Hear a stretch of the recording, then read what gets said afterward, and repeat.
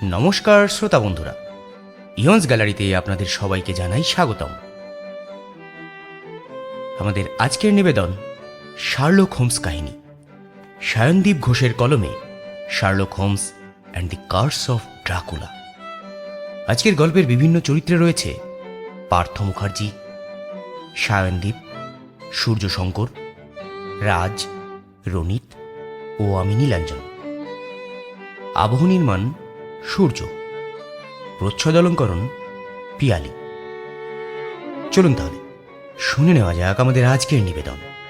লেখক সায়নদীপ ঘোষের কলমে Sherlock Holmes fan fiction, Sherlock Holmes and the curse of Dracula.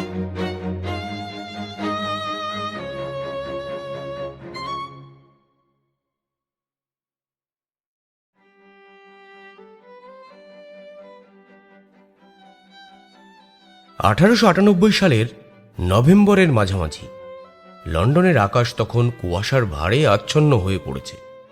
বেকার স্ট্রিটের জানালা দিয়ে বাইরের জগৎটাকে মনে হচ্ছে ধূসর রঙের এক অস্পষ্ট ক্যানভাস। আমি ফায়ারপ্লেসের আগুনে হাত সেঁকছিলাম। উল্টো দিকের আর্মচেয়ারে বসে শার্লক তখন এক মনে তার স্টাডিভ্যারিয়াসের তারগুলো বাজিয়ে নিচ্ছিল। গত মাস 2-3 ধরে লন্ডনে কোনো উল্লেখযোগ্য অপরাধ সংঘটিত হয়নি, আর এই নিষ্ক্রিয়তাই আমার বন্ধুর জন্যে সবচেয়ে বড় শাস্তিস্বরূপ। ভায়োলিনটা নামিয়ে রেখে হোমস হঠাৎ বলে উঠল, ওয়াটসন, মানুষের মস্তিষ্ক হলো এমন এক আজব যন্ত্র যা মরচে ধরা পছন্দ করে না। আমাকে সমস্যা দাও, আমাকে কাজ দাও, পৃথিবীর সবচেয়ে দুর্বোধ্য সংকেত বা সবচেয়ে জটিল বিশ্লেষণ, তাতেই আমি স্বচ্ছন্দ বোধ করি। কিন্তু এই একঘেয়ে অস্বস্তি, অসহ্য, আর নিতে পারছি না। আমি কিছু বলার আগেই নিচের সদর দরজায় একটা ভারী টোকার শব্দ শোনা গেল। মুহূর্তের মধ্যে হোমসের অলস ভঙ্গি উধাও হল। সে কাচের জানালার পর্দার ফাঁক দিয়ে নিচে তাকাল। শেষমেশ বোধ হয় আমাদের একঘেয়েমি কাটতে চলেছে ওয়াটসন। একজন মক্কেল, এবং তার হাঁটার গতি দেখে মনে হচ্ছে তিনি কোনো সাধারণ সমস্যা নিয়ে আসেননি। মৃত্যুর ভয় মানুষকে যতটা দ্রুত হাঁটায়, অন্য কিছু তা পারে না। মিনিট খানেক পরেই মিসেস হাডসন ঘরে প্রবেশ করলেন। তার পেছনেই এক দীর্ঘদেহী ফ্যাকাশে চেহারার ভদ্রলোক। আগন্তুকের বয়স 45-এর কাছাকাছি হবে। পরনে কালো ওভারকোট, হাতে একটা শক্ত চামড়ার ব্রিফকেস। তার চোখের নিচে কালশিটে দাগ স্পষ্ট, যেন কয়েক রাত তিনি ঘুমোননি। ভদ্রলোক ঘরে ঢুকেই হাঁপাতে লাগলেন। মিস্টার মিস্টার হোমস, আপনি আপনি কি শার্লক শার্লক হোমস? হোমস তাকে ইশারায় বসতে বলল। শান্ত হন। আমি দেখতে পাচ্ছি আপনি ইয়র্কশায়ার থেকে, বিশেষ করে হুইটবি থেকে আসছেন। সকালের ট্রেনটা বোধহয় খুব একটা আরামদায়ক ছিল না, তাই না? ভদ্রলোক চমকে উঠলেন। তার ঘোলাটে চোখে বিস্ময়। মানে মানে আপনি আপনি কিভাবে জানলেন? হোমস মৃদু হাসল। আপনার বুটের ডগায় লেগে থাকা লালচে কাদা এবং প্যান্টের ভাঁজে আটকে থাকা বিশেষ ধরনের শৈবাল, যাকে বল হুইটবির উপকূলে পাওয়া যায়, আর আপনার ডান হাতের তর্জনীতে ট্রেনের টিকিট শক্ত করে ধরে রাখার কালশিটে দাগ। যাক, ওসব কথা থাক। বলুন, কেন আপনি এতটা আতঙ্কিত? ভদ্রলোক পকেট থেকে একটা রুমাল বের করে কপালের ঘাম মুছলেন। আগে হ্যাঁ, আমার নাম অ্যাডমন্ড অ্যাডমন্ড হারকার। আমি আমি জোনাথন হারকারের ভাইপো। এই নামটা শোনা মাত্র আমার মেরুদণ্ড দিয়ে একটা ঠান্ডা স্রোত বয়ে গেল। জোনাথন হারকার, সেই বিখ্যাত সলিসিটার, যার নাম কয়েক বছর আগে এক অদ্ভুত এবং অতিপ্রাকৃত ঘটনার সাথে জড়িয়েছিল, ড্রাকুলা। নামটা উচ্চারিত না হলেও বাতাসের ভারী ভাবটা যেন তা ফিসফিস করে বলে দিল। হোমস তার পাইপে তামাক ভরতে ভরতে বলল, হারকার নামটা আমার অজানা নয়, তবে আমি অতিপ্রাকৃত গালগল্পে বিশ্বাসী নই মিস্টার হারকার। ভূত প্রেত বা ভ্যাম্পায়ার এগুলো শিশুদের ভয় দেখানোর জন্য ভালো, কিন্তু আমার এই লজিক্যাল ল্যাবরেটরিতে ওসবের কোনো স্থান নেই। এডমন্ড হার্কার কম্পিত হাতে তার ব্রিফকেস খুললেন। সেখান থেকে বের করলেন একটা পুরনো পার্চমেন্ট কাগজ এবং একটা ছবি। মিস্টার হোমস, আমিও যুক্তিবাদী মানুষ। আমার কাকা জোনাথন তার ডায়েরিতে যা লিখেছিলেন তা আমি আজীবন হ্যালুসিনেশন বা মানসিক বিকার বলে উড়িয়ে দিয়েছি। কিন্তু কিন্তু গত সপ্তাহে মানে গত সপ্তাহে ওই কুইটিভিতে যা ঘটেছে তা বিজ্ঞানের কাছে কোনো চেনা পরিচিত ব্যাখ্যা মানছে না। হোমস সোজা হয়ে বসল। তার যুক্তিবাদী চোখগুলো লক্ষ্য করলাম জ্বলে উঠল। ঘটনাটা বিস্তারিত বলুন তো, কোনো তথ্য বাদ দেবেন না, তা যতই তুচ্ছ মনে হোক। আপনি জানেন, আমার পরিবার কুইটিভিতে একটা ছোট এস্টেট দেখাশোনা করে। গত মঙ্গলবার রাতে অমাবস্যা ছিল। গ্রামের এক জেলের লাশ পাওয়া যায় ওই গির্জার পেছনের সেই কুখ্যাত গোরস্থানে, যেখানে কথিত আছে ড্র্যাকুলা প্রথম ইংল্যান্ডে পা রেখেছিল। পুলিশ বলছে এটা নেকড়ের আক্রমণ বা ওই জাতীয় কোনো হিংস্র পশু, কারণ লোকটার গলার কাছে মাংস একেবারে খুবলে নেওয়া হয়েছে। কিন্তু এডমন্ড থামলেন। তার গলা শুকিয়ে আসছে। তিনি টেবিলের উপর একটা ছবি রাখলেন, পুলিশ ফটোগ্রাফ। সাদা কালো ছবিতে দেখা যাচ্ছে মৃতদেহটি বীভৎসভাবে মোচড়ানো। কিন্তু যেটা সবচেয়ে ভয়ের তা হলো লোকটার গলার কাছে দুটো নির্দিষ্ট ছিদ্র। কোনো হিংস্র জন্তুর কামড় নয়, বরং খুব নিখুঁত সার্জিক্যাল ছিদ্র। হোমস ম্যাগনিফাইং গ্লাসটা হাতে নিয়ে ছবিটার উপর ঝুঁকে পড়ল। দীর্ঘক্ষণ সে ছবিটা দেখল, তারপর মুখ তুলে বলল, নেকড়ের আক্রমণ? অসম্ভব। নেকড়ে বা কুকুর মাংস ছিঁড়ে খায়, কিন্তু এখানে ক্ষতস্থান পরিষ্কার। আর রক্ত? রক্ত কতটা ছিল ঘটনাস্থলে? না, এক ফোঁটাও না। এডমন্ড ফিসফিস করে বললেন। গলা শুনে মনে হলো সে ভয় পাচ্ছে। মিস্টার হোমস, শরীরটা রক্ত শূন্য ছিল, যেন কেউ পাম্প করে সব রক্ত বের করে নিয়েছে। আর সবচেয়ে ভয়ের ব্যাপার হলো লাশের পাশে বালিতে একটা অদ্ভুত চিহ্ন আঁকা ছিল। তিনি পার্চমেন্ট কাগজটা এগিয়ে দিলেন। তার পেন্সিল দিয়ে আঁকা একটা প্রতীক, একটা ড্রাগন যার ডানা মেলা, আর তার লেজটা পেঁচিয়ে আছে একটা ক্রুশকে। অর্ডার অব দ্য ড্রাগন, ভালাদ ড্রাকুলার পারিবারিক প্রতীক। আমি অস্ফুট স্বরে বললাম। হোমস কাগজটা হাতে নিয়ে জানালার আলোর দিকে ধরল। ইন্টারেস্টিং। সে বলল, তবে তার কণ্ঠে ভয়ের লেশ মাত্র নেই, আছে কেবল কৌতূহল।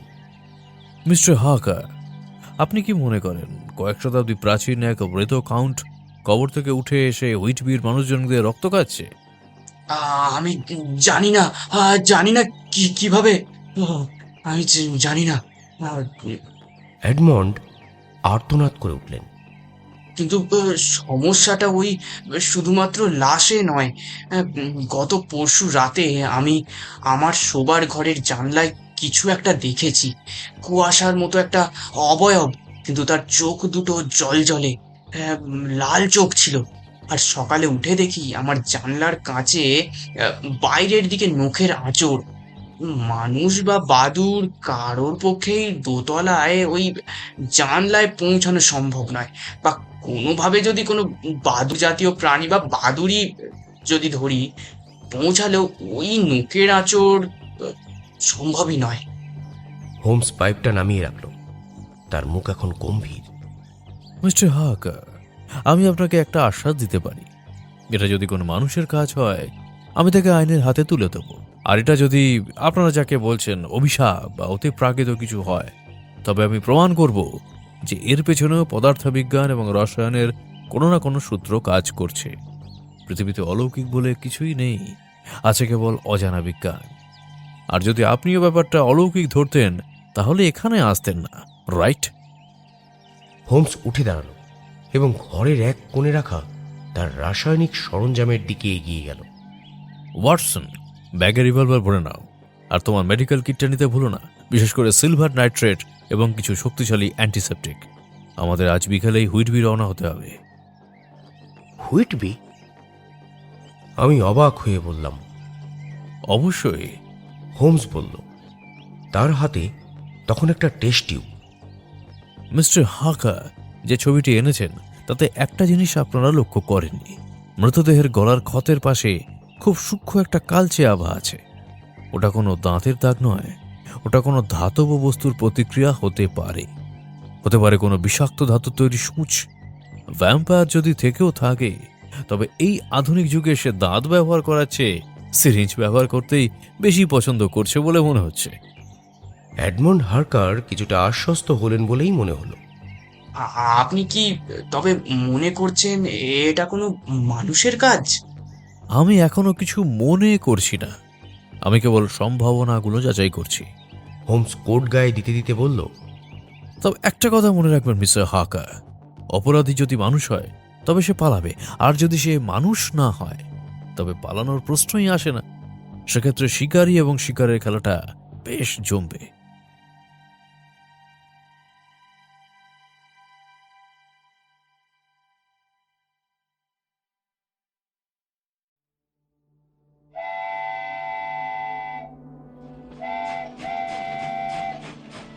আমরা যখন বেকার স্ট্রিট থেকে বের হলাম তখন কুয়াশা আরও ঘন হয়েছে, কিন্তু আমার মনে হলো হুইটবির সেই প্রাচীন গোরস্থানে এর চেয়েও অন্ধকার কোনো রহস্য আমাদের জন্য অপেক্ষা করছে। ট্রেনে ওঠার পর হোমস চুপচাপ হয়ে বসে রইল, তার চোখ জোড়া আধ বোঝা। আমি জানি তার মনের ভেতরে এখন হাজারটা সুর একসাথে জট পাকাচ্ছে। ড্রাকুলা নামটা ইতিহাসের পাতা থেকে উঠে এসে কি সত্যিই আমাদের চ্যালেঞ্জ জানাচ্ছে, নাকি এর আড়ালে লুকিয়ে আছে কোনো ধূর্ত অপরাধী যে মানুষের কুসংস্কারকে পুঁজি করে নিজের কাজ হাসিল করতে চাইছে। ট্রেন যখন ইয়র্কশায়ারের দিকে ছুটে চলেছে, বাইরে তখন বৃষ্টি শুরু হয়েছে। জানালার কাছে বৃষ্টির ফোঁটাগুলো আছড়ে পড়ছে, যেন কোনো অদৃশ্য শক্তি আমাদের সাবধান করে দিচ্ছে, ফিরে যাও, সামনে বিপদ। কিন্তু আমি জানি শার্লক হোমস বিপদ দেখলে থামে না, বরং বিপদের উৎসের দিকে ছুটে যায়। আমাদের গন্তব্য হুইটবি, যেখানে সমুদ্রের গর্জন আর গোরস্থানের নিস্তব্ধতার মাঝে জেগে উঠেছে এক প্রাচীন অভিশাপ।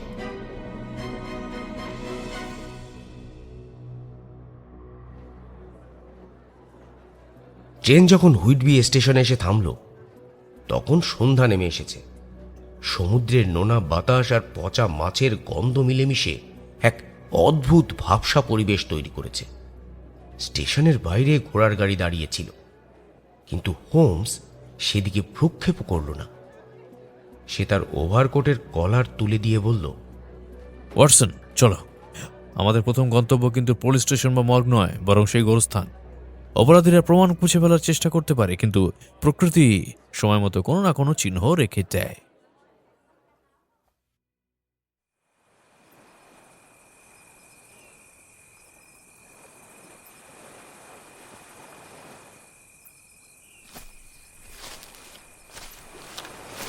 আমরা যখন সেন্ট মেরিজ চার্চের দিকে সেই বিখ্যাত 199টি সিঁড়ি বেয়ে উঠছিলাম, তখন চারিদিক নিস্তব্ধ।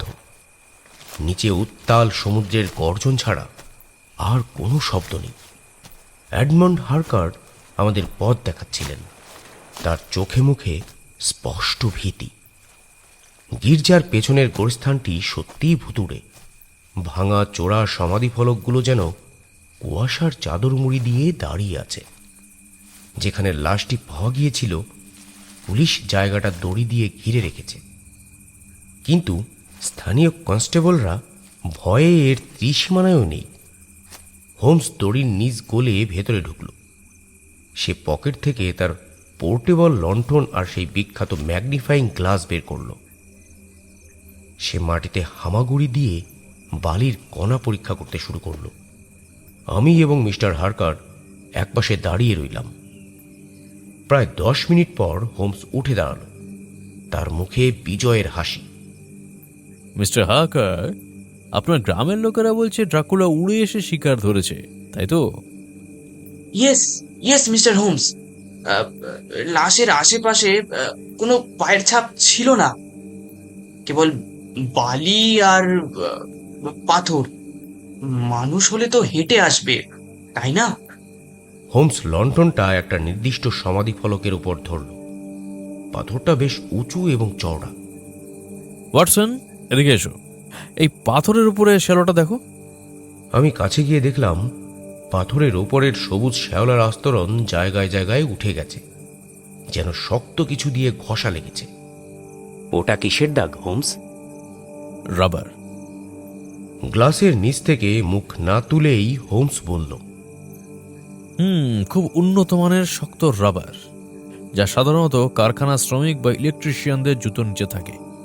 অপরাধী মাটিতে পা ফেলেনি, সে এক কবর থেকে আরেক কবরে লাফিয়ে বা কোনো কিছুর সাহায্যে পার হয়েছে।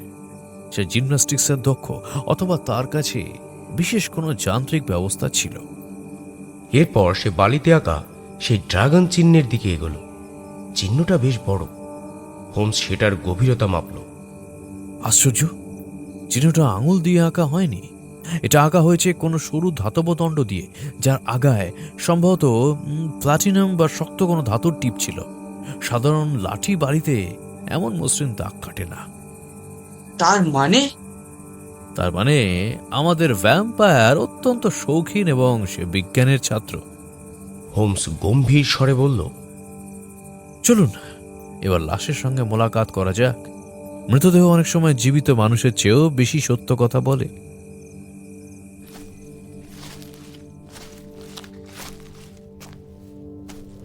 আমরা যখন স্থানীয় মর্গে পৌঁছালাম তখন রাত 10টা। স্থানীয় ডক্টর মারি আমাদের জন্যই অপেক্ষা করছিলেন। তিনি বেশ বিরক্ত, সম্ভবত এত রাতে তাকে বিরক্ত করার জন্য। কিন্তু শার্লক হোমসের নাম শুনে তার বিরক্তি কিছুটা কৌতূহলে বদলে গেল। আমি বুঝতে পারছি না আপনারা লন্ডন থেকে কেন এসেছেন। এটা পরিষ্কার যে কোনো পাগল জন্তু বা মানসিক বিকারগ্রস্ত কেউ এই কাজ করেছে, যদিও গলার ক্ষতের ধরনটা অদ্ভুত। হোমস চাদর সরিয়ে লাশটা অনাবৃত করল। জেলের শরীরটা ফ্যাকাশে সাদা, যেন মোমের তৈরি পুতুল। গলার কাছে সেই দুটো ছিদ্র। ওয়াটসন, তোমার ডাক্তারি চোখ দিয়ে একবার ক্ষতটা দেখো তো, আর আমাকে বলো তুমি কি দেখছো। আমি ক্ষতস্থানের খুব কাছে ঝুঁকে পড়লাম। ছিদ্র দুটো খুব পরিষ্কার হোমস, কোনো মাংস ছেঁড়া হয়নি, এবং দুটোর দূরত্ব একদম সমান, প্রায় 1.5 ইঞ্চি। কোনো মানুষের দাঁত বা পশুর দাঁতের বিন্যাস এত নিখুঁত জ্যামিতিক হতে পারে না। এটা... আমি থামলাম। বলো ওয়াটসন। হোমসের চোখে উৎসাহ। এটা কোনো যন্ত্রের কাজ, সম্ভবত কোনো ফোরসেপ বা ডুয়েল প্রং সুচ। হ্যাঁ, ইয়েস, ঠিক তাই। এবং লক্ষ্য করো, ক্ষতের চারপাশে কোনো কালশিটে নেই। তার মানে রক্ত যখন বের করা হয়েছে তখন হৃৎপিণ্ড কাজ করছিল, কিন্তু খুব ধীর গতিতে। শরীরকে অবশ করা হয়েছিল। হোমস তার পকেট থেকে ছোট্ট একটা ছুরি বের করে ক্ষতস্থানের ঠিক নিচের চামড়ায় সামান্য ঘষল। তারপর সেই নমুনা একটা টেস্ট টিউবে নিয়ে তাতে 1 ফোঁটা রাসায়নিক তরল ঢালল। মুহূর্তের মধ্যে তরলটা নীল হয়ে গেল। যা ভেবেছিলাম। সাপের বিষ নয়, এটা হিরুদিন। চোখের লালা থেকে তৈরি এক ধরনের উপাদান যা রক্ত জমাট বাঁধতে দেয় না। কিন্তু এত বিশুদ্ধ হিরুদিন তৈরি করা সাধারণ কোনো হাতুড়ে ডাক্তারের কম্য নয়। এর জন্য দরকার উন্নত ল্যাবরেটরি। এডমন্ড হার্কার ভয়ে ভয়ে বললেন, তাহলে কি ড্রাকুলা নয় মিস্টার হার্কার। আমাদের খুঁজতে হবে এমন কাউকে যে রক্ত নিয়ে গবেষণা করছে এবং যার কাছে উন্নত চিকিৎসা সরঞ্জাম আছে। আচ্ছা, হুইটবিতে কি এমন কোনো ডাক্তার বা বিজ্ঞানী আছেন যিনি সম্প্রতি এখানে এসেছেন বা যার আচরণ সন্দেহজনক? এডমন্ড কিছু চিন্তা করলেন। তেমন কেউ তো, ও দাঁড়ান, হ্যাঁ হ্যাঁ মনে পড়েছে। 1 মাস আগে ওল্ড ম্যানার হাউসে একজন বিদেশি ভদ্রলোক উঠেছেন, নাম ভ্লাদিস্লাভ। তিনি নাকি এক বিরল রক্তের রোগ নিয়ে গবেষণা করছেন। তিনি কারোর সাথে মেলামেশা করেন না, কেবল রাতে তার বাড়ি থেকে অদ্ভুত সব ধোঁয়া আর আলোর ঝলকানি দেখা যায়। হোমস এবং আমি একে অপরের দিকে তাকালাম। Vladislav, great! নামের মধ্যে বেশ একটা নাটকীয় মিল আছে, তাই না? ভ্লাদ ড্রাকুলা থেকে ভ্লাদিস্লাভ। আমাদের এই নতুন প্রতিবেশীটির সঙ্গে দেখা করাটা জরুরি হয়ে পড়েছে। কিন্তু তার আগে আমাদের আরেকটা রহস্য ভেদ করতে হবে। সেটা হলো আমাদের মক্কেলের শোবার ঘরের জানালায় দেখা সেই ডেভিলস আই। কি বলো ওয়াটসন? কিন্তু সেটা কি এই কেসের সঙ্গে সম্পর্কযুক্ত নাকি ভিন্ন, সেটা জানবার কৌতূহল আমিও ধরে রাখতে পারলাম না। হোমসকে জিজ্ঞেস করতে এসে একরাশ নিস্তব্ধতা ছাড়া আর কিছুই পেলাম না।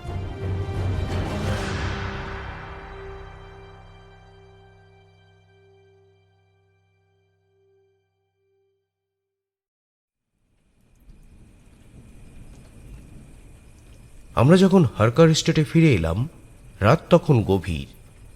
এডমন্ডের ঘরটি দোতলায়, জানালার বাইরে কোনো বারান্দা নেই, নিচে সোজা বাগান। খাড়া দেওয়াল বেয়ে ওপরে ওঠা সাধারণ মানুষের পক্ষে অসম্ভব। হোমস জানলাটা খুলল এবং বাইরের কার্নিশটা পরীক্ষা করতে লাগল। সে তার ম্যাগনিফাইং গ্লাস দিয়ে কাঠের ফ্রেমে কিছু খুঁজছিল। হঠাৎ আহা! বলে উঠল হোমস। আমি জিজ্ঞেস করলাম, কি পেলে হোমস? ওয়াটসন, এখানে এসো তো। এই দেখো, জানালার ফ্রেমের ঠিক কোণায় একটা ছোট্ট গর্ত। আমি দেখলাম কাঠের উপর পিন ফোটানোর মতো একটা অতি ক্ষুদ্র গর্ত। এটা কিসের? এটা কোনো সাধারণ নখ বা দাঁতের দাগ নয় ওয়াটসন। এটা এক ধরনের খুব সূক্ষ্ম গ্র্যাপলিং হুক বা আঁকশির দাগ, এবং জানলার কাছে হোমস তার আঙুল দিয়ে কাঁচে ঘষল। তেল তেলে পদার্থ, ফসফরাস, অন্ধকারে যা জ্বলে ওঠে। মিস্টার হাকার, আপনি কোনো দানব দেখেননি। কেউ একজন দড়ি বা বিশেষ কোনো যন্ত্রের সাহায্যে জানালা পর্যন্ত উঠেছিল, তারপর কাঁচে ফসফরাস মাখিয়ে দুটো চোখের আকৃতি তৈরি করেছে যাতে আপনি ভয় পান। আর কাঁচের আঁচড়গুলো হিরে বা গ্লাস কাটার দিয়ে ইচ্ছা করে তৈরি করা। কিন্তু কেন? এডমন্ড হতবম্ব হয়ে জিজ্ঞেস করলেন। আমাকে ভয় দেখিয়ে কার কি লাভ? হোমস জানালা বন্ধ করে দিয়ে বলল, ভয় দেখালে মানুষ দুর্বল হয়, আর দুর্বল মানুষ ভুল করে। কেউ আপনাকে এই বাড়ি থেকে সরাতে চাইছে মিস্টার হাকার, অথবা আপনার এই বাড়ির ভেতরে এমন কিছু আছে যা তারা খুঁজছে। আপনার কাকা জনাথন হাকার কি ড্রাকুলা সংক্রান্ত কোনো বিশেষ নথি বা বস্তু হুইটবি থেকে এনেছিলেন যা এই বাড়িতে লুকোনো থাকতে পারে? এডমন্ড চিন্তিত মুখে বললেন, আমার কাকার একটা পুরনো ট্রাঙ্ক ছিল, সেটা চিলেকোঠায় পড়ে আছে, আমি কখনো খুলে দেখিনি। তাহলে ওটাই আমাদের পরবর্তী ক্লু। কিন্তু সাবধান, শত্রুপক্ষ হয়তো জানে আমরা এখানে আছি, এবং সে জানে যে তার অতিপ্রাকৃত ভেলকিবাজি আমার কাছে ধরা পড়ে যাচ্ছে। এখন সে মরিয়া হয়ে উঠবে। ঠিক সেই মুহূর্তে বাইরে একটা বিকট শব্দ হলো। মনে হলো বাগানের দিকে কেউ ভারী কিছু ফেলে দিল। হোমস এক মুহূর্ত দেরি না করে পকেট থেকে রিভলভারটা বের করল। ওয়াটসন, আলো নেভাও জলদি। আমি ল্যাম্পটা নিভিয়ে দিলাম। ঘর অন্ধকারে ডুবে গেল। জানালার ফাঁক দিয়ে চাঁদের আলোয় দেখলাম বাগানের ঝোপের আড়ালে একটা দীর্ঘ ছায়ামূর্তি নড়াচড়া করছে। মূর্তিটা মানুষের মতো, কিন্তু তার পিঠে অদ্ভুত এক কুঁচো বা কিছু একটা বাধা আছে যা তাকে অতি মানবীয় আকৃতি দিয়েছে। ছায়ার আড়ালে আমাদের ভ্যাম্পায়ার। চলো ওয়াটসন, আজ রাতেই আমরা দেখব ড্রাকুলার বংশধর রক্ত খায় নাকি বুলেটে ভয় পায়। আমরা যখন হারকার ম্যানরের পেছনের দরজা দিয়ে বাগানে নামলাম, তখন বৃষ্টির তোড় আরও বেড়েছে। ঘুটঘুটে অন্ধকার, কেবল মাঝে মাঝে মেঘের আড়াল থেকে চাঁদের ক্ষীণ আলো বাগানের ভেজা ঘাসগুলোকে চকচক করে তুলছে। সাবধানে ওয়াটসন। হোমস ফিসফিস করে বলল, তার রিভলভারটা বাগানের শেষ প্রান্তের ইটের প্রাচীরের দিকে তাক করা।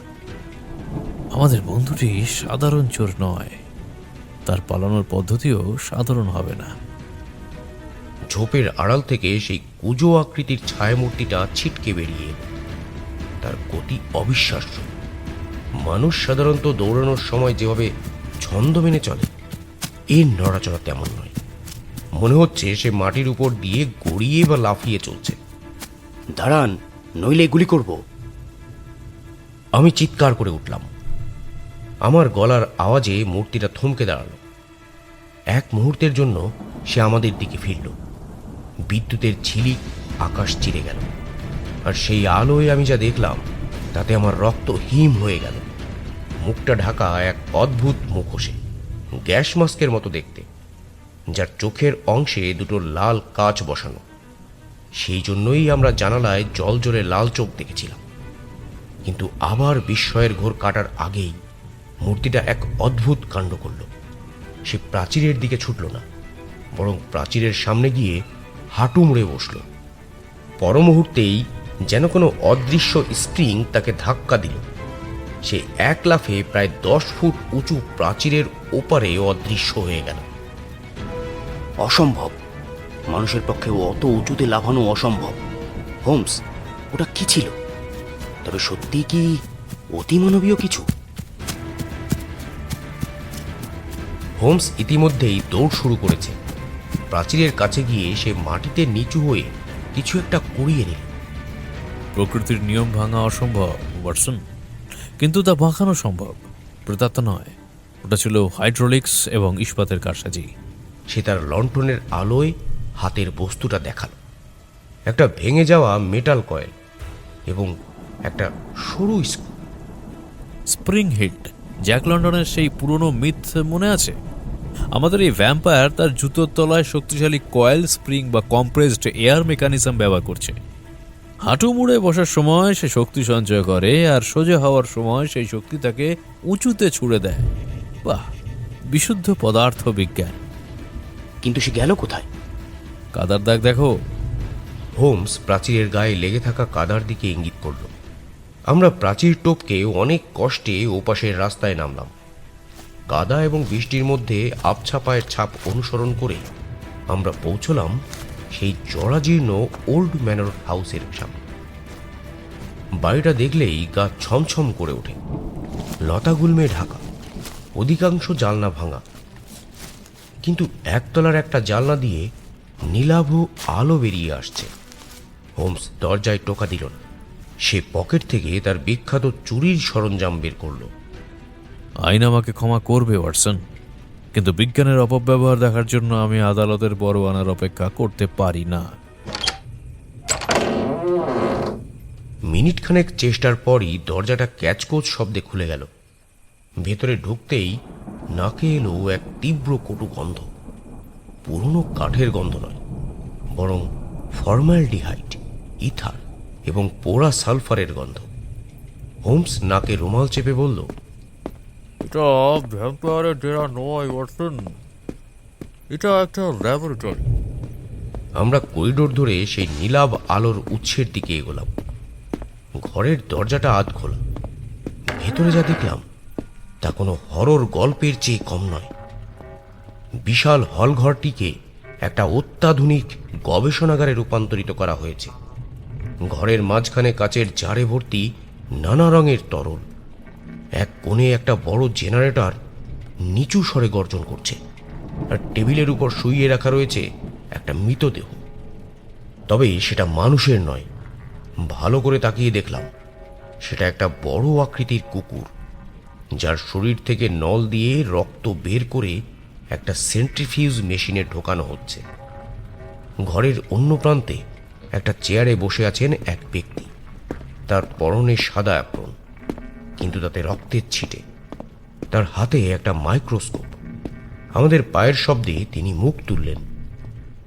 ভদ্রলোকের গায়ের রং ধবধবে সাদা, চুলগুলো পেছনে আঁচড়ানো, এবং তার চোখের নিচে গভীর কালি। কিন্তু তার ঠোঁটে কোনো রক্ত নেই, আছে কেবল ক্লান্তির ছাপ।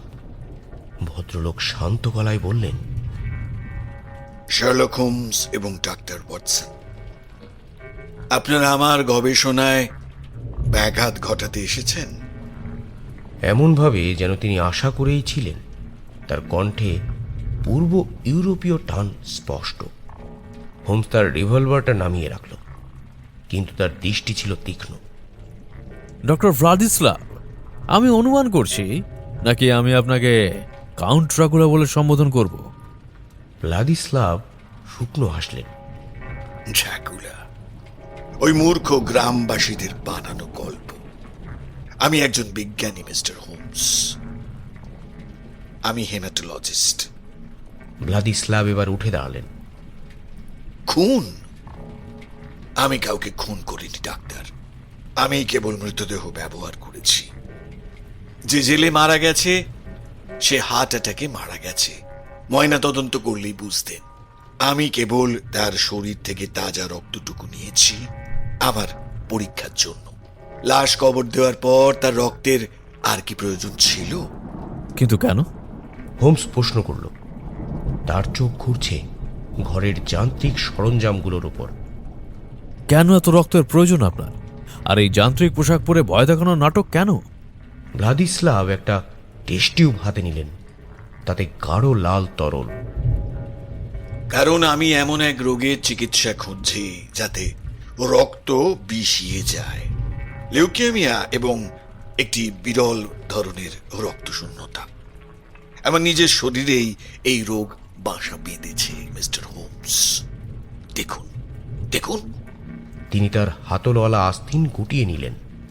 তার হাত জুড়ে অসংখ্য সূচের দাগ এবং শিরাগুলো কালো হয়ে গেছে।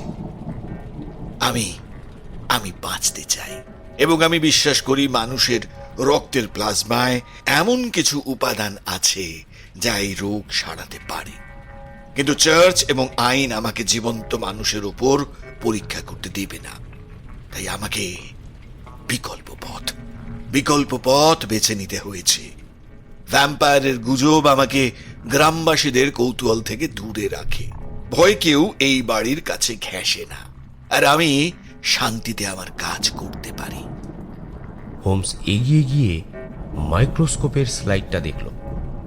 কিছুক্ষণ নীরব থাকার পর সে বলল, আপনার উদ্দেশ্য মহৎ হতে পারে ডক্টর, কিন্তু আপনার পদ্ধতি অপরাধমূলক। আপনি মৃতদেহ চুরি করেছেন এবং হারকার পরিবারকেও আতঙ্কিত করেছেন। হারকার পরিবার? ভ্লাদিস্লাভ অবাক হলেন। আমি হারকার পরিবারের কাউকে ভয় দেখাইনি। আমি তো জানিও না এডমন্ড হারকার দেখতে কেমন। আমার সমস্ত মনোযোগ এই ল্যাবরেটরিতেই। হোমস এবং আমি একে অপরের দিকে তাকালাম। হোমসের কপালে চিন্তার ভাঁজ পড়ল। আপনি গত রাতে হারকার ম্যানরে যাননি? গত 48 ঘন্টা আমি এই ল্যাব থেকে বের হইনি। আমার সেন্ট্রিফিউজ মেশিনের তাপমাত্রা নিয়ন্ত্রণ করা জরুরি ছিল। ভ্লাদিস্লাভ জেনারেটরের দিকে ইঙ্গিত করলেন। হোমস বিড়বিড় করে বলল, যদি ভ্লাদিস্লাভ সত্যি কথা বলেন, তবে বাগানে আমরা যাকে যান্ত্রিক স্প্রিং ব্যবহার করে পালাতে দেখলাম সে কে, এবং এডমন্ড হারকারের জানলায় কি ছিল? ঠিক সেই মুহূর্তে বাইরে থেকে প্রচণ্ড বিস্ফোরণের শব্দ ভেসে এলো। শব্দটা হারকার ম্যানারের দিক থেকে এসেছে। জানালা দিয়ে তাকাতেই দেখলাম রাতের আকাশ আগুনের লেলিহান শিখায় লাল হয়ে উঠেছে। সর্বনাশ! হারকার ম্যানরে আগুন লেগেছে। এডমন্ড একা বাড়িতে। হোমস ভ্লাদিস্লাভের দিকে ঘুরল। আপনার কাছে কি দ্রুত যাওয়ার কোনো যান আছে? আমার আস্থা বলি একটা দ্রুতগামী ঘোড়ার গাড়ি আছে। ভ্লাদিস্লাভ বললেন। তিনিও আগুনের দিকে তাকিয়ে আতঙ্কিত। ওয়াটসন, চলো। কেসটা যতটা সরল ভেবেছিলাম তা নয়। এখানে তৃতীয় কোনো পক্ষ আছে, এমন কেউ যে চায় না আমরা বা ভ্লাদিস্লাভ কেউই সত্যটা জানুক। আর জনাথন হারকারের সেই পুরনো ট্রাঙ্ক, ওটাই মূল লক্ষ্য। আমরা যখন হারকার ম্যানরের দিকে ছুটলাম, তখন আমার মাথায় একটাই চিন্তা ঘুরপাক খাচ্ছে। আসল অপরাধী কে? ভ্যাম্পায়ার নয়, বিজ্ঞানী ভ্লাদিস্লাভও না। তবে কি এই অভিশাপের আড়ালে লুকিয়ে আছে আরো গভীর কোনো ষড়যন্ত্র? আগুন তখন দাউ দাউ করে জ্বলছে, আর সেই আগুনের শিখার সামনে দাঁড়িয়ে আছে একটা অবয়ব, হাতে একটা পেট্রোলের ক্যান আর মুখে সেই যান্ত্রিক গ্যাস মাস্ক।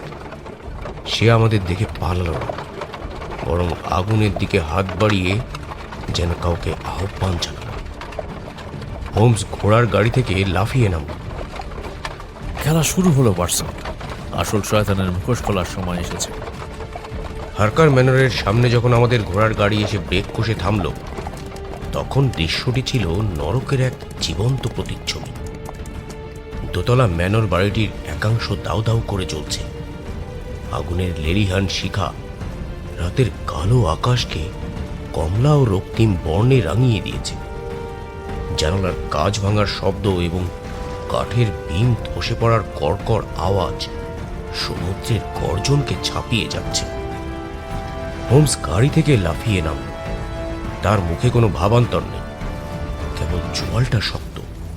সে চেঁচিয়ে উঠল আগুনের গর্জনকে ছাপিয়ে। ডক্টর, সময় নষ্ট করার মতো 1 সেকেন্ডও নেই। এডমন্ড হার্কার সম্ভবত ধোঁয়ায় আচ্ছন্ন হয়ে দোতলায় ঘরে আটকা পড়েছেন। তোমার কাজ তাকে বের করে আনা। যাও। আর তুমি? আমি দৌড়াতে শুরু করার আগে জিজ্ঞেস করলাম, আমি যাব 14তে।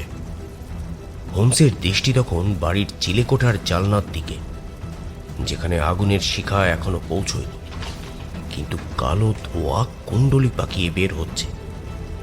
আমাদের মুখোশধারী বন্ধুটি এখনো ভেতরে। সে জানে আগুন তাকে আড়াল করবে, কিন্তু সে ভুলে গেছে আগুন ছায়াও তৈরি করে। আমি আর প্রশ্ন না করে মূল দরজার দিকে ছুটলাম। দরজাটি ভেতর থেকে বন্ধ ছিল। আমি আমার সর্বশক্তি দিয়ে দরজায় লাথি মারলাম। একবার, দুবার, তৃতীয়বারে কাঠের পুরনো ফ্রেম মড়মড় করে ভেঙে গেল। ভেতরে ঢুকতেই ধোঁয়ার এক কুণ্ডলী আমাকে গ্রাস করল। আমি নাকে রুমাল চেপে সিঁড়ির দিকে এগোলাম। এডমন্ড, এডমন্ড, কোথায় আপনি? সিঁড়ির রেলিংগুলো গরম হয়ে গেছে। আগুনের হলকায় আমার চামড়া পুড়ে যাওয়ার উপক্রম। দোতলায় উঠে দেখলাম এডমন্ডের শোবার ঘরের দরজা খোলা। ভেতরে মেঝের উপর তিনি পড়ে আছেন, জ্ঞানহীন। ভাগ্যক্রমে আগুন এখনো এই ঘরে ঢোকেনি, কিন্তু ধোঁয়ায় নিঃশ্বাস নেওয়াই দায়। আমি দ্রুত তার নাড়ি পরীক্ষা করলাম। দুর্বল, কিন্তু চলছে। আমি তাকে পাজাকলা করে কাঁধে তুলে নিলাম। ধোঁয়ার মধ্য দিয়ে নিচে নামা ছিল এক অসম্ভবের যুদ্ধ। প্রতিটি পদক্ষেপে মনে হচ্ছিল ছাদটা বুঝি এখনই আমাদের উপর ভেঙে পড়বে। অন্যদিকে শার্লক তখন এক ভিন্ন যুদ্ধে লিপ্ত। হোমস বাড়ির মূল দরজা দিয়ে ঢুকেনি। সে লক্ষ্য করেছিল বাড়ির পূব দিকের দেয়ালে আইভিলতার শক্ত জঙ্গল এবং বৃষ্টির জল নামার পাইপ লাইন। সে তার কোট খুলে ফেলেছিল আগেই। ক্ষিপ্র গতিতে প্রায় বিড়ালের মতো সে পাইপ বেয়ে সোজা চিলেকোঠার জালনায় পৌঁছে গেল। চিলেকোঠাটি ছিল ধুলোয় ভরা এবং সেখানে আগুনের তাপ পৌঁছালেও শিখা তখনও গ্রাস করেনি। ঘরের মাঝখানে একটা পুরনো ওক কাঠের ট্রাঙ্ক বা সিন্দুক খোলা অবস্থায় পড়েছিল, আর তার সামনে ঝুঁকেছিল সেই যান্ত্রিক মুখোশধারী মূর্তি। তার পিঠে বাঁধা সেই অদ্ভুত কুজো আকৃতির যন্ত্র, যা থেকে হিস হিস শব্দে বাষ্প বা বাতাস বের হচ্ছে। লোকটি সিন্দুক থেকে একটা ভারী চামড়ার বাঁধানো বই এবং কিছু টেস্ট টিউব নিজের পকেটে ভরছিল। শব্দে সে ঘুরে দাঁড়ালো। তার মুখের গ্যাস মাস্কের লাল কাচের আড়ালে চোখ দুটো দেখা যাচ্ছিল না, কিন্তু তার ভঙ্গি বলে দিচ্ছিল সে অবাক হয়েছে। দেরি হয়ে গেল, তাই না? হোমস শান্ত স্বরে বলল, যেন সে ড্রয়িং রুমে বসে চা খাচ্ছে।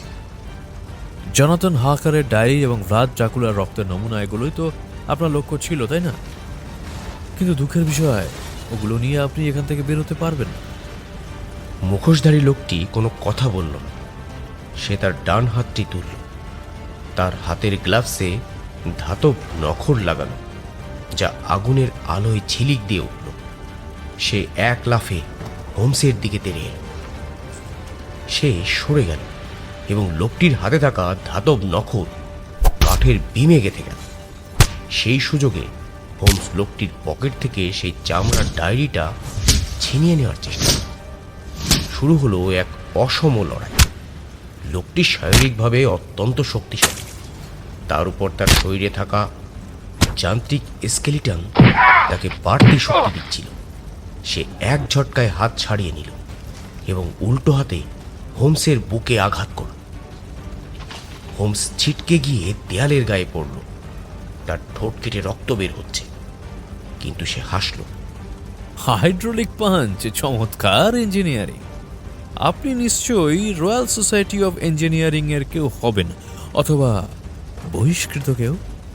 লোকটি এবার তার পিঠের যন্ত্রে একটা সুইচ টিপল। সঙ্গে সঙ্গে তার জুতোর নিচ থেকে তীব্র বেগে গ্যাস নির্গত হতে শুরু করলো। সে ট্রাঙ্কটি বন্ধ করে সেটাকে এক হাতে তুলে নিল, যা সাধারণ মানুষের পক্ষে অসম্ভব। লোকটি জানালার দিকে ছুটল এবং এক অবিশ্বাস্য লাফে জানালা ভেঙে বাইরের অন্ধকারের মধ্যে ঝাঁপ দিল। হোমস জানালার কাছে ছুটে গেল। সে দেখল লোকটি নিচে পড়ল না, বরং তার পিঠের যন্ত্র থেকে দুটি ডানার মতো অংশ খুলে গ্লাইডারের মতো হল। সে বাতাসের প্রবাহকে কাজে লাগিয়ে আগুনের তাপের উপর ভর করে পাখির মতো ভেসে পাশের জঙ্গলের দিকে মিলিয়ে গেল। ডানা মেলা ড্রাগন।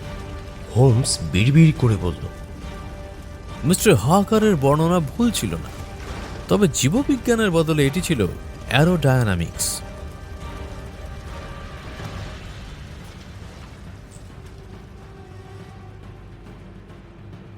ততক্ষণে আমি এডমন্ডকে নিয়ে বাড়ির বাইরে নিরাপদ দূরত্বে ঘাসের উপর শুইয়ে দিয়েছি।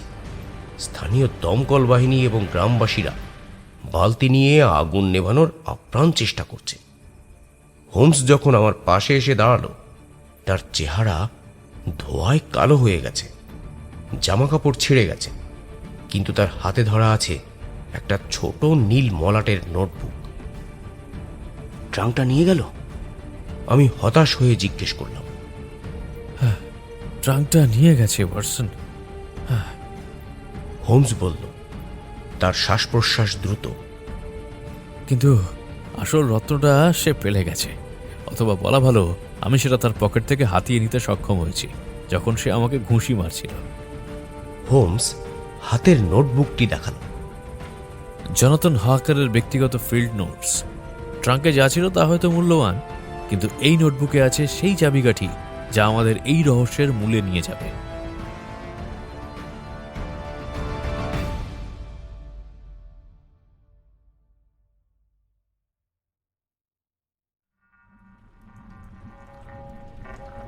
হারকার ম্যানর ভস্মীভূত হওয়ার পর আমাদের আর কোথাও যাওয়ার জায়গা ছিল না। অদ্ভুতভাবে আমাদের একমাত্র মিত্র এখন সেই ব্যক্তি যাকে আমরা প্রথমে সন্দেহ করেছিলাম, ডক্টর ভ্লাদিস্লাভ। এডমন্ড হারকার এখন কিছুটা সুস্থ, যদিও তিনি এখনো ঘোরের মধ্যে আছেন। আমরা সবাই ভ্লাদিস্লাভের ল্যাবরেটরিতে গোল হয়ে বসেছি। হোমস টেবিলের ওপর সেই নীল নোটবুকটি খুলে রাখল। ল্যাম্পের আলোয় তার মুখটা এখন গম্ভীর এবং চিন্তামগ্ন। হোমস শুরু করল, আজ রাতে আমরা যা দেখলাম তা কোনো সাধারণ অপরাধ নয়, এটি ইতিহাসের এক অসমাপ্ত অধ্যায়। ডক্টর ভ্লাদিস্লাভ কৌতূহলী হয়ে ঝুঁকে এলেন। ওতে কি লেখা আছে? জোনাথন হার্কার কি সত্যিই কোনো ভ্যাম্পায়ার খুঁজে পেয়েছিলেন?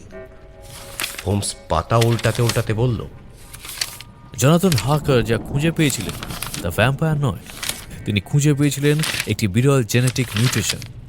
শুনুন তিনি 1893 সালের মে মাসে কি লিখছেন। হোমস পড়তে শুরু করল। কার্পেথিয়ান পর্বতমালার সেই দুর্গে আমি যা দেখলাম তা ঈশ্বরের সৃষ্টি হতে পারে না। কাউন্ট ড্রাকুলা এবং তার পরিবার এক অদ্ভুত রোগে আক্রান্ত। তারা দিনের আলো সহ্য করতে পারে না, কারণ তাদের চামড়ায় এক ধরনের এনজাইমের অভাব আছে যা সূর্যের অতিবেগুনি রশ্মিতে পুড়ে যায়। এই রোগটার নাম হলো পারফাইরিয়া। তাদের শরীরে রক্তাল্পতা বা অ্যানিমিয়া এত তীব্র যে তারা বেঁচে থাকার জন্য অন্যের তাজা রক্ত পান করতে বাধ্য হয়। কিন্তু সবচেয়ে বিস্ময়কর হলো তাদের দীর্ঘায়ু। তাদের রক্তে এমন এক অজানা প্যাথোজন বা ভাইরাস আছে যা কোষের বার্ধক্য রোধ করে। তারা অমর নয়, কিন্তু তারা আমাদের চেয়ে অনেক গুণ ধীরে বুড়ো হয়। কাউন্ট ড্রাকুলা আমাকে বলেছিলেন এই অভিশাপই তার আশীর্বাদ। হোমস থামল এবং আমাদের সবার দিকে তাকালো। আমি জিজ্ঞেস করলাম, ভুল হাত মানে কেউ যদি এই ভাইরাস ব্যবহার করে? অমর সেনাবাহিনী তৈরি করতে চায়। ডক্টর ভ্লাদিস্লাভ বাক্যটি শেষ করলেন। তার চোখে আতঙ্কের ছাপ। যদি কেউ এই প্যাথোজেনকে কৃত্রিমভাবে তৈরি বা বংশ বৃদ্ধি করাতে পারে, তবে সে এমন সৈন্য তৈরি করতে পারবে যারা সাধারণ মানুষের চেয়ে শক্তিশালী এবং যারা সহজে মরবে না। ঠিক যেমনটা আমরা ওই মুখোশধারী লোকটির মধ্যে কিছুটা দেখেছি। ঠিক তাই, আমাদের প্রতিপক্ষ কোনো সাধারণ চোর নয়। সে এমন একটি সংগঠনের প্রতিনিধি যারা বিজ্ঞানের এই অন্ধকার দিকটিকে পুঁজি করতে চায়। অর্ডার অব দ্য ড্রাগন, যে একসময় নাইটদের একটা দল ছিল, তা এখন বিজ্ঞান মনস্ক উগ্রবাদীদের একটা গোপন সংঘে পরিণত হয়েছে।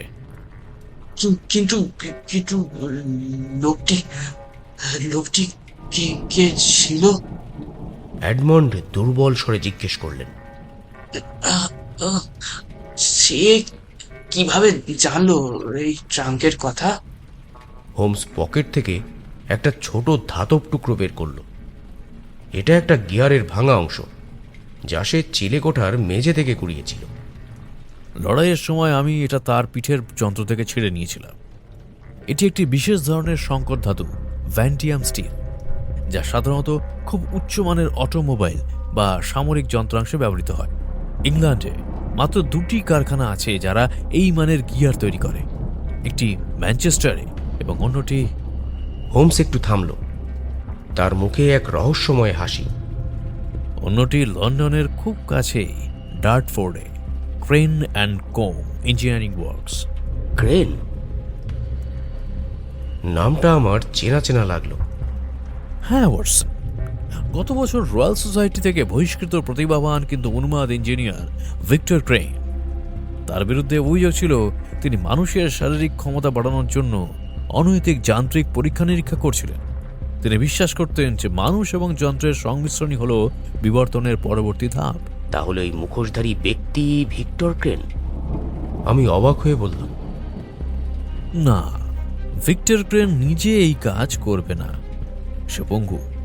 এক ল্যাবরেটরি দুর্ঘটনায় সে তার 2টি পাই হারিয়েছে। সে কেবল মস্তিষ্ক ওয়াটসন, কিন্তু তার এই যান্ত্রিক নকশা বাস্তবায়ন করার জন্য তার একজন বিশ্বস্ত এবং শারীরিকভাবে অত্যন্ত সক্ষম টেস্ট সাবজেক্ট বা গিনিপিগ প্রয়োজন। হোমস উঠে দাঁড়ালো এবং ঘরের মধ্যে পায়চারি করতে লাগলো। আমাদের সেই হুইটবির জেলে মনে আছে তার গলার ক্ষতের কথা? নিখুঁত জ্যামিতিক। এটা ড্রাকুলার কামড় ছিল না, ওটা ছিল রক্ত সংগ্রহের একটা প্রক্রিয়া। ক্রেন এবং তার দল স্থানীয় মানুষদের উপর পরীক্ষা চালাচ্ছিল। তারা দেখছিল জোনাথন হাকারের সেই ভাইরাসের কোনো সুপ্ত প্রভাব এই এলাকার মানুষের রক্তে আছে কি না, কারণ ড্রাকুলা একসময় এখানে এসেছিল। তাহলে এখন তারা কি করবে? তারা ট্রাঙ্কটা পেয়েছে। ওতে নিশ্চয়ই ভাইরাসের মূল স্ট্রেইন বা কালচার রাখা আছে যা হাকার সংরক্ষণ করেছিলেন।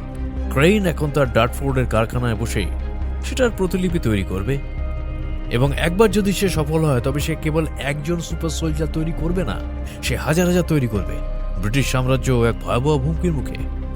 আমি চেয়ার ছেড়ে উঠে দাঁড়ালাম। আমাদের পুলিশকে জানানো উচিত হোমস। পুলিশ? হোমস হাসল। পার্সন, পুলিশ গিয়ে দেখবে একটা সাধারণ কারখানা। ক্রেনের ল্যাবরেটরি মাটির নিচে গোপন এবং সুরক্ষিত, আর আমাদের হাতে কোনো অকাট্য প্রমাণও নেই। আমাদের প্রমাণ সংগ্রহ করতে হবে, এবং সেটা করতে হবে আজ রাতেই। আজ রাতে? কিন্তু ডার্টফোর্ড তো অনেক দূর। না ওয়াটসন। হোমস তার পাইপে আগুন ধরালো ধোয়ার রিং ছেড়ে সে বলল, ক্রেইন হুইটবিতে তার এজেন্ট পাঠিয়েছে, কারণ সে জানত ট্র্যাকটা ওখানেই আছে, কিন্তু সে নিজে আসেনি। তবে তার এজেন্ট, সেই মুখোশধারী ব্যক্তিটি, সেই ট্র্যাকটি নিশ্চয়ই ট্রেনে করে যাবে না। সে যাবে সমুদ্রপথে।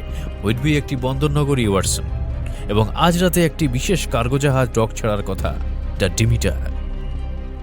দা ডিমিটার, এডমন্ড শিউরে উঠল।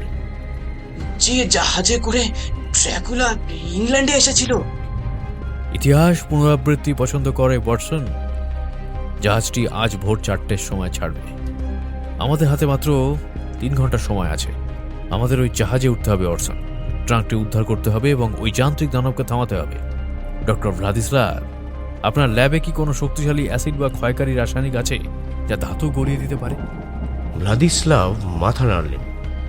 আছে, অ্যাকোয়ারেজিয়া, সোনা এবং প্লাটিনামও গলিয়ে দিতে পারে। চমৎকার। ওয়াটসন, রিভলভারে গুলি ভরে নাও। আজ রাতে আমরা ভ্যাম্পায়ার শিকার করব না, আমরা শিকার করব এক পাগল বৈজ্ঞানিকের স্বপ্নকে। আর মনে রেখো, ওই যান্ত্রিক দোরটির দুর্বলতা এবং শক্তিতেই। তার হাইড্রোলিক সিস্টেমের জন্য প্রচুর চাপ বা প্রেসার দরকার। যদি আমরা সেই চাপের পাইপলাইন ফুটো করতে পারি, তবে সে নিজের ওজনেই অচল হয়ে পড়বে। আমি বাক্যটি শেষ করলাম। ঠিক তাই। হোমস কোটটা গায়ে চাপাল, যদিও সেটা এখন পোড়া এবং ছেঁড়া। চলুন হুইটবির বন্দরে যাওয়া যাক। ভিক্টর ক্রেইনের এই যান্ত্রিক ড্রাকুলা প্রজেক্টের ইতি টানার সময় এসেছে।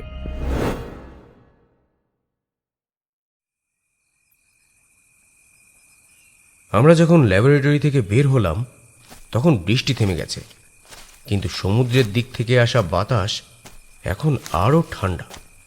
আমার মনে হলো আমরা কেবল একটা চুরির কেস সমাধান করতে যাচ্ছি না, আমরা এমন এক বৈজ্ঞানিক সন্ত্রাসকে থামাতে যাচ্ছি যা বিংশ শতাব্দীকে এক বিভীষিকায় পরিণত করতে পারে। রাস্তায় হাঁটতে হাঁটতে হোমস হঠাৎ বলল, ওয়াটসন, তুমি কি লক্ষ্য করেছো মুখোশধারী লোকটার ডান পায়ের হাঁটুতে একটা অদ্ভুত শব্দ হচ্ছিল? ক্লিক ক্লিক শব্দ। হ্যাঁ, খেয়াল করেছি। কেন? হোমসের চোখ অন্ধকারে চলে উঠল। হ্যাঁ, কারণ ওই শব্দটা বলে দিচ্ছে যে তার স্প্রিং মেকানিজমে একটা ত্রুটি আছে। অতিরিক্ত ব্যবহার বা আগুনের তাপে ধাতুর প্রসারণ। সে হয়তো উঠতে পারে, কিন্তু সে বেশিক্ষণ দৌড়তে পারবে না। এটাই আমাদের তুরুপের তাস। বন্দরের দিকে যাওয়ার পথটা অন্ধকার এবং পিচ্ছিল। দূরে জাহাজের মাস্তুল দেখা যাচ্ছে। দ্য ডিমিটার 2 নোঙর ফেলে অপেক্ষা করছে। তার ডেকে কিছু লোক ব্যস্তভাবে মালামাল তুলছে, আর তাদের মধ্যে একজনকে আলাদা করে চেনা যাচ্ছে। সেই বিশাল কুজো পিঠওয়ালা অবয়ব, যে এখন আর মুখোশ পড়ে নেই, কিন্তু তার যান্ত্রিক শরীরটা চাঁদের আলোয় অদ্ভুত দেখাচ্ছে। আমরা ব্রেক থ্রু পয়েন্টে দাঁড়িয়ে, সামনে সমুদ্র, পেছনে পোড়া ম্যানর, আর মাঝখানে দাঁড়িয়ে আছে এক নতুন যুগের ভীতি। শার্লক হোমস তার হ্যাটটা ঠিক করে নিল। প্রস্তুত ওয়াটসন? সবসময়, হোমস। তবে চলো ড্রাকুলার শেষ যাত্রাটা নিশ্চিত করা যাক। The voyage of Demeter. Whitby বন্দরের জেটিতে যখন আমরা পৌঁছালাম তখন ভোরের আলো পড়তে শুরু করেছে, কিন্তু ঘন কুয়াশা সেই আলোকে গ্রাস করে রেখেছে। দ্য ডিমিটার 2 জাহাজের চিমনি দিয়ে কালো ধোঁয়া বের হচ্ছে। ইঞ্জিনের ভটভট শব্দ এবং নোঙর তোলার চেনের ক্যাচকোচ আওয়াজ পরিবেশটাকে আরও থমথমে করে তুলেছে। জাহাজের ডেকে কড়া পাহারা, কিন্তু শার্লক হোমস জানে কিভাবে ছায়ার সাথে মিশে যেতে হয়। আমরা ক্রেনের আড়ালে লুকিয়ে গ্যাংওয়েও পার হলাম। ডক্টর ভ্লাদিস্লাভ তার কোটের পকেটে সযত্নে রাখা অ্যাকোয়ারেজিয়ার বোতলটি শক্ত করে ধরে আছেন। তার হাত কাঁপছে, কিন্তু চোখে দৃঢ় প্রতিজ্ঞা। ডেকের মাঝখানে একটা লাইফ বোর্ডের কাছে সেই যান্ত্রিক দানবটা দাঁড়িয়ে, তার পায়ের কাছে জোনাথন হারকারের সেই ট্রাঙ্ক।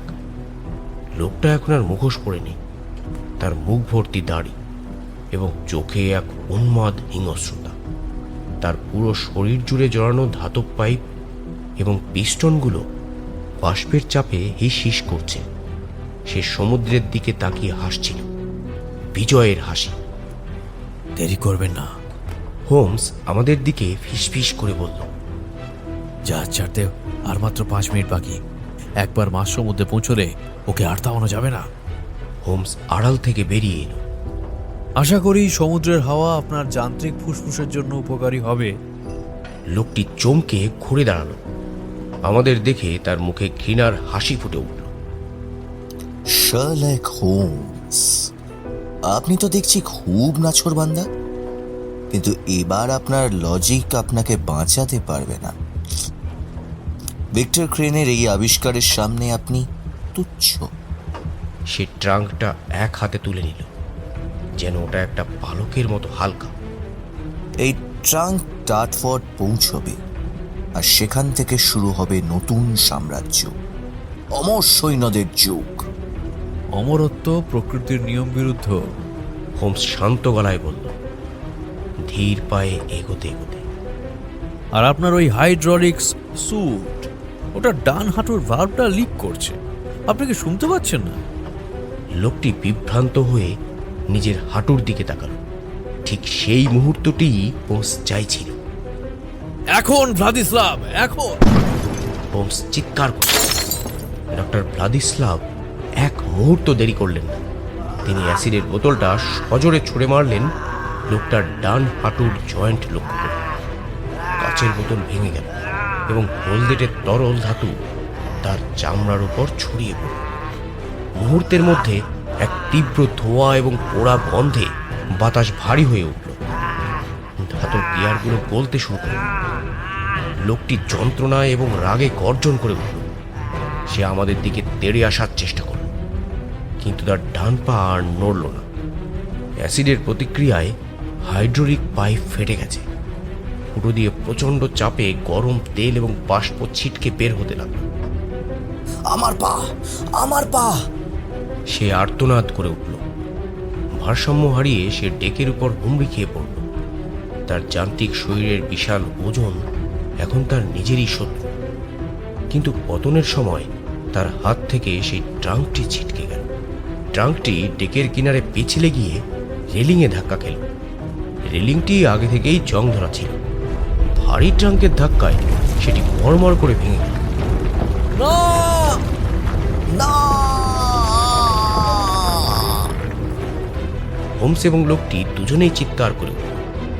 ট্রাঙ্কটি শূন্যে দুলল, তারপর সোজা নিচে উত্তাল সমুদ্রে পড়ে গেল। বিশাল এক ঢেউ এসে সেটাকে গ্রাস করল।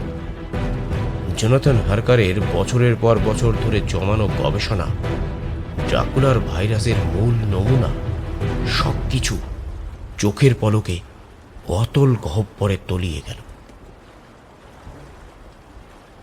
যান্ত্রিক লোকটি তখনও ডেকের উপর কাতরাচ্ছে। তার শরীর থেকে ধোঁয়া বের হচ্ছে। আমি রিভলভার হাতে তার দিকে এগিয়ে গেলাম। নড়বেন না, আপনার খেলা শেষ। হোমস রেলিংয়ের ধারে ছুটে গেল। সে নিচের কালো জলের দিকে তাকিয়ে রইল কিছুক্ষণ। তার চোখে হতাশা নয়, বরং এক ধরনের স্বস্তি। হোমস দীর্ঘশ্বাস ফেলে বলল, যাক, কিছু রহস্য সমুদ্রের তলায় থাকাই শ্রেয়, ওয়াটসন। মানবজাতি এখনো অমরত্বের বোঝা বইবার জন্য প্রস্তুত হয়নি। ততক্ষণে জাহাজের নাবিকরা এবং বন্দরের পুলিশ ছুটে এসেছে। যান্ত্রিক দানবটাকে তারা ঘিরে ফেলল। ভিক্টর ক্রেনের এই এজেন্ট এখন কেবল একতাল অকেজো লোহা। তার শক্তি শেষ পর্যন্ত তার পরাজয়ের কারণ হল।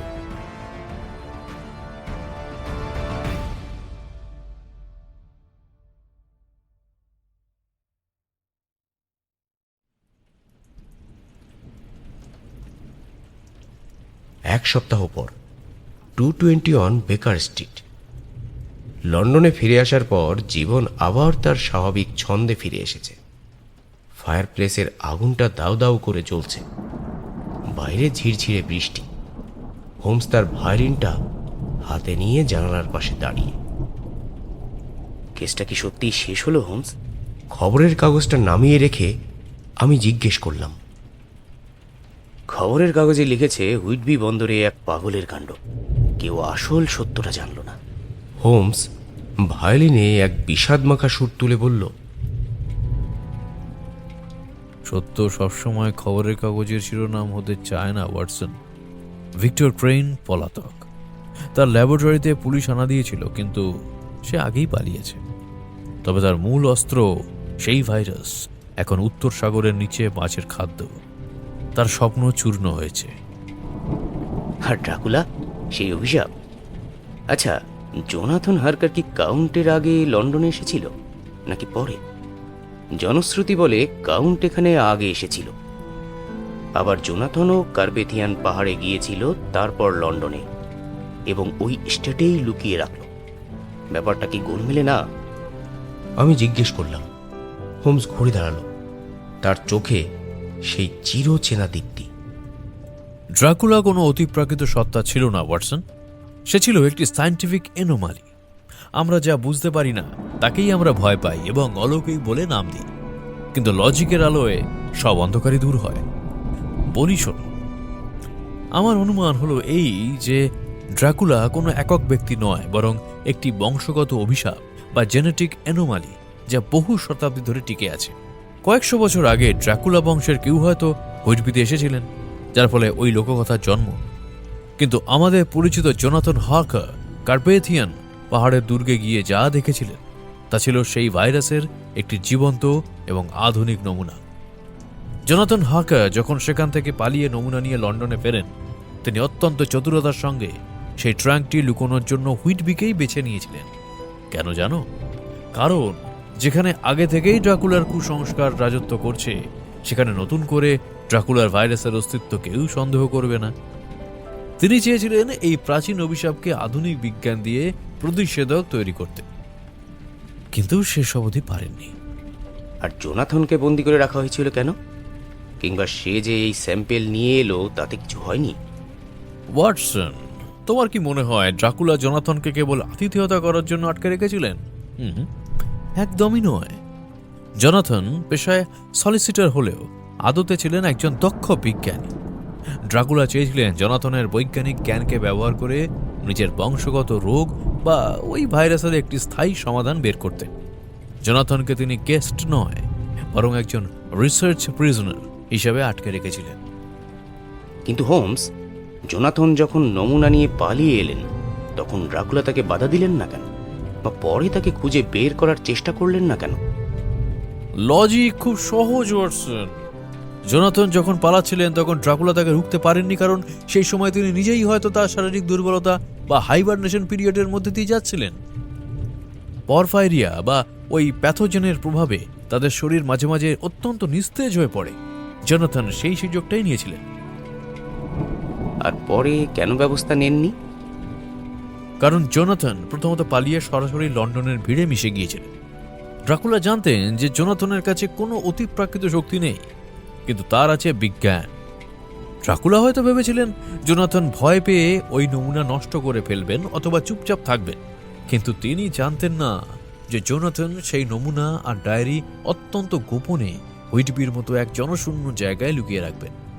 আসলে ড্রাকুলা কোনো প্রতিশোধকামী ভূত নন, ওয়াটসন। তিনি ছিলেন একজন কোণঠাসা হয়ে পড়া অসুস্থ মানুষ, যিনি নিজের অস্তিত্ব টিকিয়ে রাখা লড়াই করছিলেন।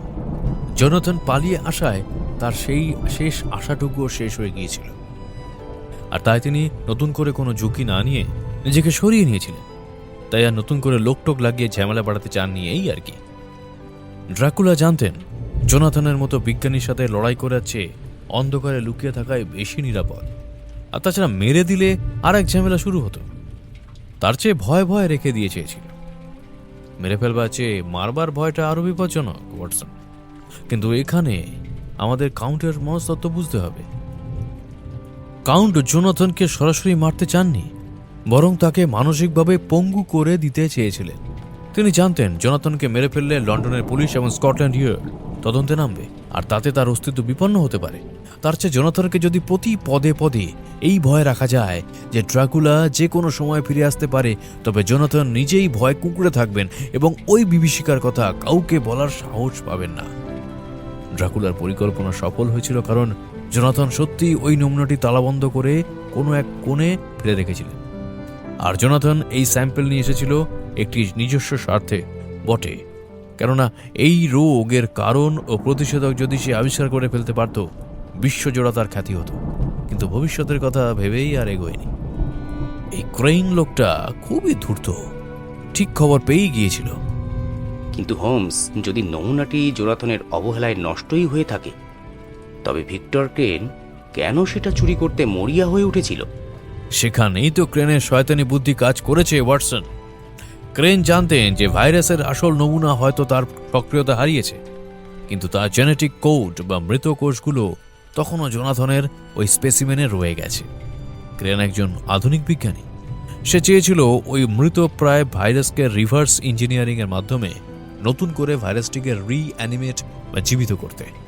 ক্রেন জানতেন ড্রাকুলার বংশধররা এখন দুর্বল, কিন্তু ওই স্পেসিমেন থেকে যদি নতুন শক্তিশালী ভাইরাস তৈরি করা যায়, তবে সে সেটা দিয়ে এমন একটা বাহিনী তৈরি করতে পারবে যারা হবে অজেয়, পাগল মস্তিষ্কের অলিক খেয়াল আর কি। সে পকেট থেকে সেই নীল নোটবুকটা বের করল। জোনাথন হারকারের ডায়েরির যে অংশটা সে আগুনের হাত থেকে বাঁচিয়েছিল। এটা কি পুলিশকে দেবে না? হোমস নোটবুকটা আগুনের দিকে বাড়িয়ে দিল। মুহূর্তের মধ্যে কাগজগুলো কুকড়ে কালো ছাইয়ে পরিণত হলো। কিছু জ্ঞান খুবই বিপজ্জনক ওয়াটসন। হারকার চেয়েছিলেন এই জ্ঞান দিয়ে মানুষকে বাঁচাতে, কিন্তু ক্রেন যতক্ষণ মানুষ তার লোভ সংবরণ করতে না শিখছে ততক্ষণ এইসব ফর্মুলা ছাই হয়ে থাকাই ভালো। ও হ্যাঁ ওয়াটসন, সেই ভ্লাদিস্লাভকে পুলিশ বিশেষ কিছু করেনি, স্রেফ নজরবন্দি করে রেখে দিয়েছে, তাতে ভদ্রলোক বেজায় চটে গেছে। অবশ্য আশা করি তিনি তার রিসার্চ শেষ করে উঠতে পারবেন। মেডিকেল সোসাইটি ইন্টারেস্ট দেখিয়েছে, কাজেই আপাতত আর তেমন চিন্তার কোনো কারণ নেই। বাইরে লন্ডনের রাস্তায় ঘোড়ার খুরের শব্দ শোনা যাচ্ছে। কুয়াশা আবার ঘন হচ্ছে, কিন্তু বেকার স্ট্রিটের এই ছোট ঘরটাতে এখন আর কোনো রহস্যের ছায়া নেই। আছে কেবল যুক্তির অকাঠ্য আলো এবং দুই বন্ধুর নীরবতা। যাই হোক, মিসেস হাডসন বলেছিলেন আমাদের চায়ের জন্য বিস্কিট পুড়িয়ে গেছে। তুমি কি একটু নিচে গিয়ে ব্যবস্থা করবে ওয়াটসন? আমার মনে হচ্ছে একটি নতুন কেস আমাদের দরজায় কড়া নাড়তে চলেছে। হোমস ভায়োলিনটা কাঁধে তুলে নিল। আমি হাসলাম। শার্লক হোমস ফিরে এসেছে, এবং যতদিন সে আছে ততদিন লন্ডনের কুয়াশায় কোনো ড্রাকুলা বা কোনো ভিক্টর ক্রেন রাজত্ব করতে পারবে না।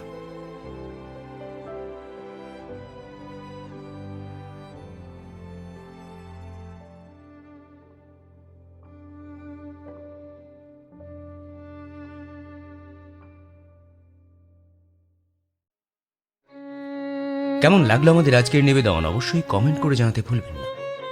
আর যদি ভালো লেগে থাকে তাহলে লাইক এবং শেয়ার করে দিন। তার সাথে আমাদের চ্যানেলে সাবস্ক্রাইব করে আমাদের পাশে থাকুন। খুব শীঘ্রই আমরা ফিরে আসব নতুন গল্প নিয়ে। সবাই সুস্থ থাকুন, আনন্দে থাকুন। ধন্যবাদ।